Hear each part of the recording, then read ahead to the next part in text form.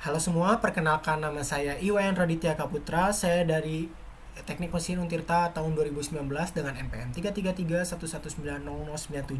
Saya dari kelompok 12 akan menjelaskan sedikit yang saya ketahui dari modul Fresh konvensional ini.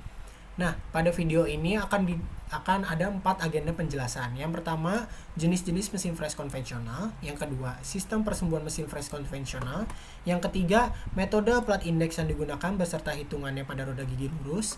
Lalu yang keempat atau yang terakhir adalah proses permesinan yang dilakukan dalam pembuatan roda gigi lurus. Nah, yang pertama, jenis-jenis mesin fresh konvensional. Nah, pada mesin fresh konvensional ini ada 4 jenisnya. Yang pertama yaitu jenis fresh konvensional. Ya, adalah mesin fresh yang menggunakan poros utama untuk memutar dan menjalankan mata pisau fresh yang berada pada posisi mendatar. Yang kedua ada yang namanya mesin fresh vertikal. Adalah mesin fresh yang menggunakan poros utama untuk memutar dan menjalankan mata pisau fresh yang berada pada posisi tegak. Lalu yang ketiga ada yang namanya fresh universal. Fresh universal ini adalah mesin fresh gabungan dari mesin fresh horizontal dan juga mesin fresh vertikal. Lalu yang terakhir ada yang namanya mesin fresh CNC. Mesin fresh CNC ini adalah suatu mesin fresh yang digunakan menggunakan sistem komputer. Lalu yang kedua, sistem persumbuhan mesin fresh konvensional. Nah, pada mesin fresh konvensional ini sendiri ada 3 sistem persumbuhannya. Yang pertama adalah sumbu X, yaitu sumbu yang sejajar dengan tangan kita, sumbu Y yang arahnya seperti pandangan kita, dan sumbu Z yang arahnya tegak dengan mesin. Di sini dapat dilihat ada minus X, minus Y, dan juga minus Z. Nah, minus X, minus Y, dan minus Z ini adalah gerakannya mendekati benda kerja.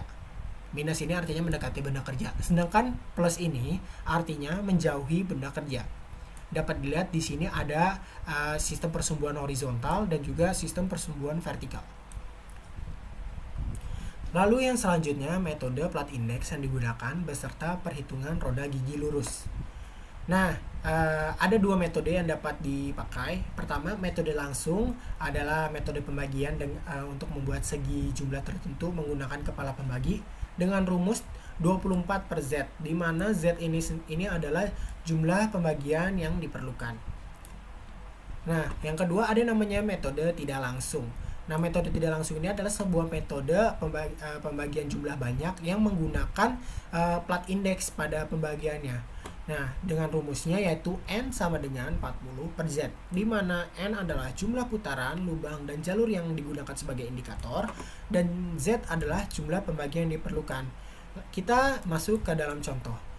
Jika kita ingin membuat roda gigi berjumlah 15 buah geriginya menggunakan metode tidak langsung, maka didapatkan rumus perhitungan yaitu 40 per 15.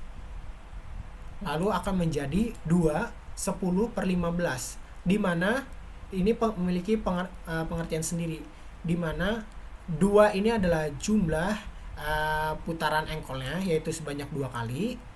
Nah, 10 ini sendiri adalah jalur lubang ke-10-nya, dan 15 ini sendiri adalah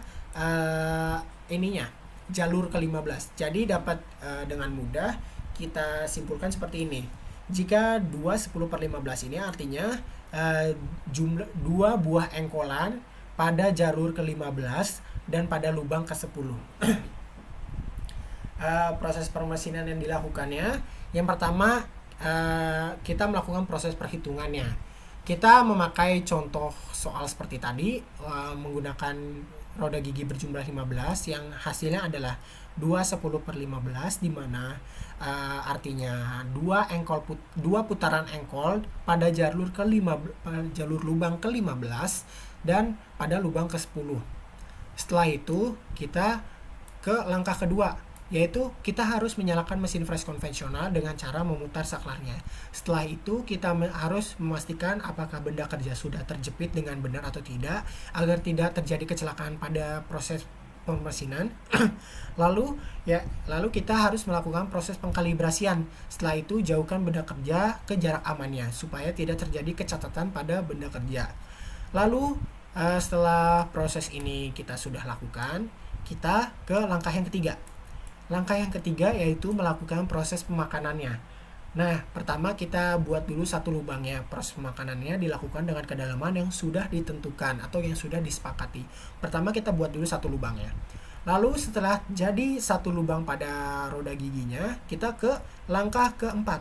Langkah keempat yaitu mengatur putaran plat indeks.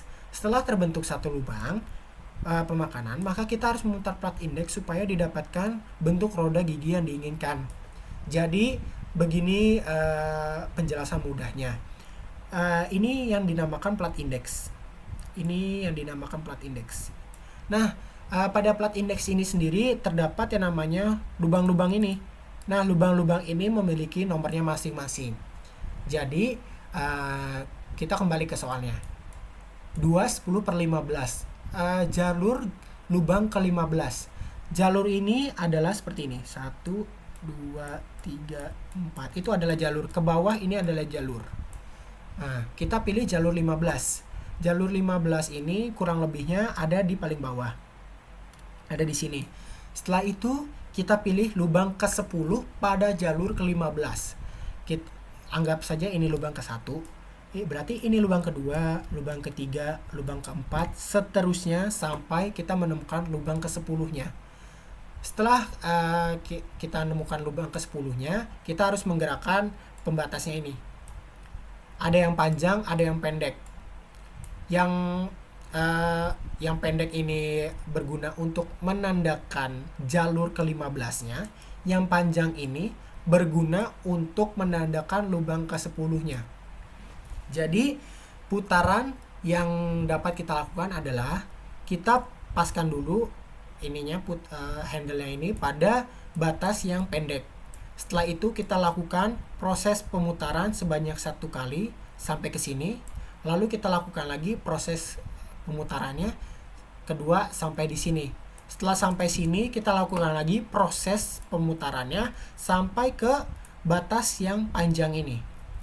Setelah sampai ke batas yang panjang ini, nanti benda kerja akan berputar dan kita lakukan kembali proses pemakanannya. Lalu setelah lubangnya jadi, pada lubang keduanya jadi, kita lakukan pemutaran plat indeks ini sesuai dengan rumus yang sudah kita dapatkan tadi. Kita lakukan terus-menerus sampai terbentuk yang namanya roda gigi. Nah, itulah sedikit proses pemesinan yang akan dilakukan pada proses freeze konvensional kali ini. Terima kasih banyak atas perhatiannya. Kurang lebihnya mohon maaf atas kurangnya penyampaian saya dan juga terlalu terburu-burunya saya dalam penyampaiannya. Di sini saya juga masih belajar. Terima kasih atas perhatiannya semuanya dan sampai jumpa lagi.